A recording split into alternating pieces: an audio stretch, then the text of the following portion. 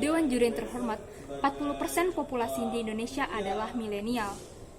Di sini kita bisa lihat bahwa mosi kita kali ini sangat berbanding terbalik dengan fakta yang ada. Mosi kita kali ini ialah bahwa pejabat pemerintah dilarang menggunakan pengaruh media sosial atau influencer dalam mensosialisasikan kebijakannya.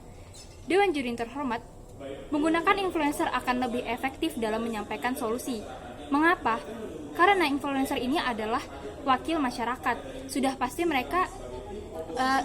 masyarakat akan lebih mendengarkan wakil mereka, yaitu influencer, karena influencer tersebut memang berasal dari masyarakat sendiri.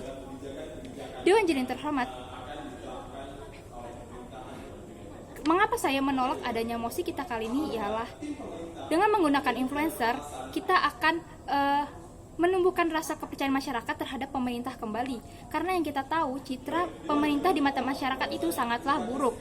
Maka dari itu akan menghambat penyampaian sosialisasi kebijakan dari pemerintah kepada masyarakat, karena masyarakat sendiri tidak mau mendengarkan kebijakan pemerintah, karena memang citra pemerintah di masyarakat ini sudah buruk di mata masyarakat. Dewan Juri yang terhormat, maka dari itu kita harus tetap menggunakan influencer sebagai perantara untuk menyampaikan sosialisasi kebijakan kepada masyarakat. Dewan Juri terhormat, mengapa influencer ini sangat efektif? Karena pembawaan influencer ini lebih natural dibanding pemerintah sendiri. Yang katanya pemerintah ini membuat kebijakan sendiri, maka yang membuat kebijakan dan harus menyampaikan langsung kepada masyarakat. Tapi Dewan Juri terhormat, influencer ini pembawaannya lebih menyenangkan dan lebih natural, dan itu pasti akan cepat paham maka dari itu akan cepat paham ke masyarakat sendiri. Karena cara penyampaiannya yang sangat modern, masyarakat akan lebih wawasannya akan lebih terbuka dan lebih cepat paham dibanding penyampaian dari pemerintahnya sendiri. Dewan Juri terhormat.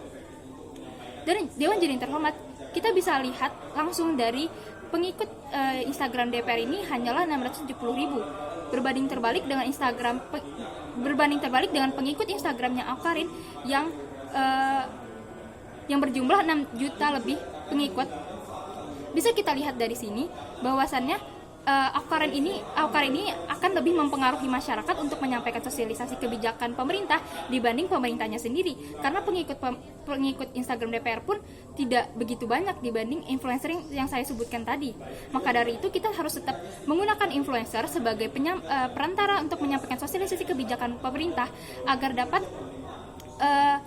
menumbuhkan rasa kepercayaan masyarakat kepada pemerintah yang citra pemerintah ini sudah buruk di mata masyarakat. Dewan Juri yang terhormat. Dewan Juri yang terhormat, tim pemerintah mengatakan influencer ini akan menggiring opini masyarakat. Dewan Juri yang terhormat, itu adalah salah dari pemerintahnya sendiri. Mengapa mereka memilih influencer yang sebenarnya tidak paham betul tentang sosialisasi kebijakan diberi pemerintah? Maka dari itu adalah kesalahan pemerintahnya sendiri. Mengapa mereka memilih influencer yang tidak terlalu paham tentang kebijakan yang mereka buat? Maka dari itu, solusi yang kami berikan ialah pemerintah harusnya menyuruh influencer yang berpendidikan atau minimal jenjang SMA untuk menyampaikan sosialisasi kebijakannya kepada masyarakat. Pemerintah tidak boleh memilih influencer secara sembarangan atau yang citranya ini buruk di masyarakat, atau hanya memandang pengikutnya yang banyak lalu pemerintah langsung menyuruh influencer tersebut untuk menyampaikan kebijakan yang mereka buat. Tidak begitu, Dewan Juri terhormat. Maka dari itu pemerintah harus memilih influencer yang benar dan sangat baik di mata masyarakat, agar masyarakat sendiri pun cepat paham dengan cara penyampaian si influencer tersebut, dan masyarakat juga akan lebih percaya kepada omongan mereka. Karena mereka yang berpendidikan dan citra mereka yang bagus, maka dari itu masyarakat pasti rasa kepercayaannya itu akan lebih bagus ke influencer tersebut. Dewan Juri Terhormat, saya berdiri di sini sebagai tim oposisi, sangat teguh dan yakin terhadap mosi kita.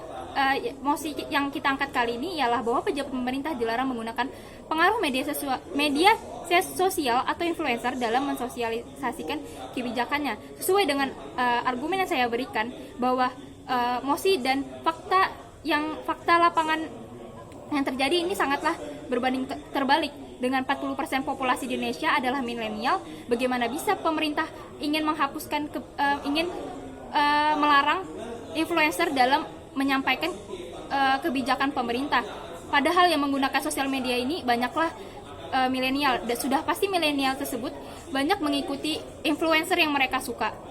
Maka dari itu, influencer ini harus tetap menyampaikan sosialisasi kebijakan pemerintah dan tidak boleh dihapuskan. Sekian, terima kasih.